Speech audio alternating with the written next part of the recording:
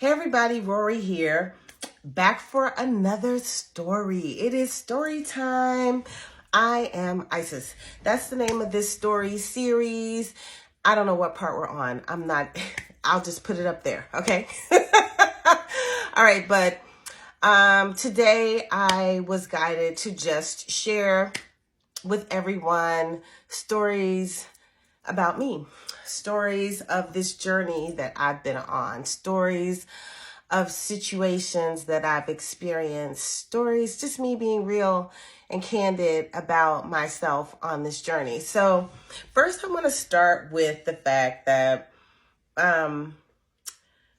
knowing that I am the incarnation of Isis did not impact me in a way that, like, my friends would think that, girl, you're Isis. What are you tripping off of? You know, this is how they would feel. But me, I have real situations, I have had real struggles, on this journey. And I would think that, why would I be having these struggles if I'm the incarnation of Isis? Why? Why would I have so many doubts? Why would I have had this as a human experience? So these are things that I have asked myself, I've recently learned why I've gone on this journey. And I know that many times in my life, as I've had trials and tribulations, I recognize that they were so that I could help others. Because every time I learned something about myself or learned something on this journey, I always would give back. I always give back to others, and everything that I've learned helps me to help somebody else, with a similar situation or what have you. But I just want to say that I have not felt like I'm this perfect magical being that can do everything and I could just say abracadabra and whatever. It has not been like that at all. I know the earlier parts of my life were kind of like that. Like when I was younger, I could say I wanted something and then I'd have it.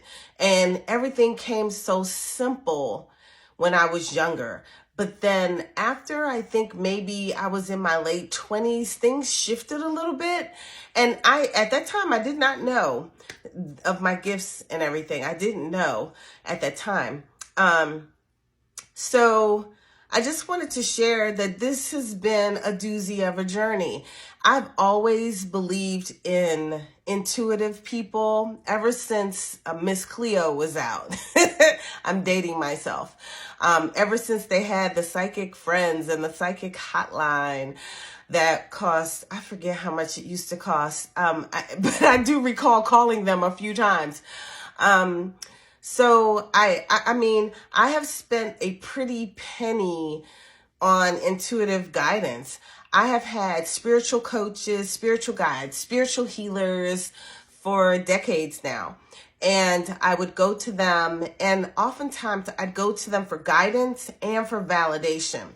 Later on in my journey, it was more for validation because I would have cognitive knowing, but I still wasn't positive. I wasn't sure that what I knew was actually correct, So I've spent so much money on going to intuitive people for them to tell me everything I already knew, and, it's been something. Like, for years, I would add it up, and it was so, I kid you not, I was spending so much money because I was going to intuitive people for guidance at least once a month.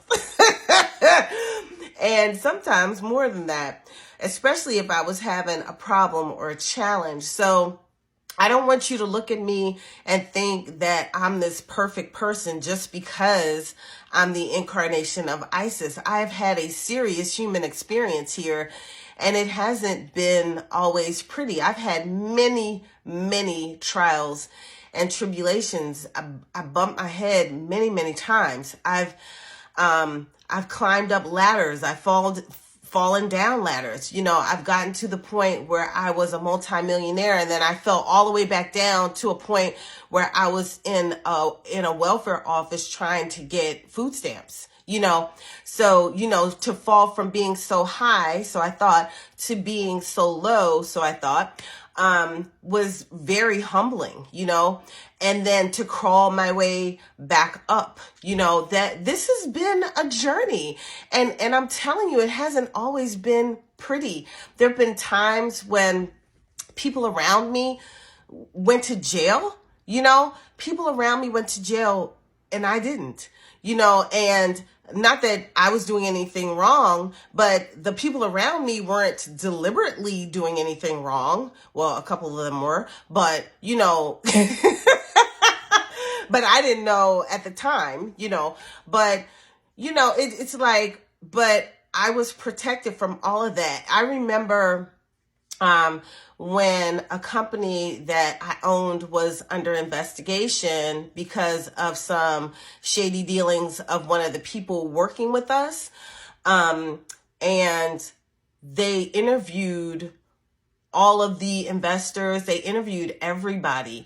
And one of the last ones to get interviewed was my mother. And she asked the agent, she said, I have a question. Has my daughter come up in this? Because she's like scared for her child, and she asked, has my daughter come up in this? And he told her, yeah. In every interview, they ask about me. I mean, why wouldn't they? It was part of my company, and she said, and what has come up, and the agent told her that every single person they interviewed, and they interviewed over 1,000 people, every person they interviewed gave the same scenario of a story about who I was within the company and what I did and what I represented and what I stood for.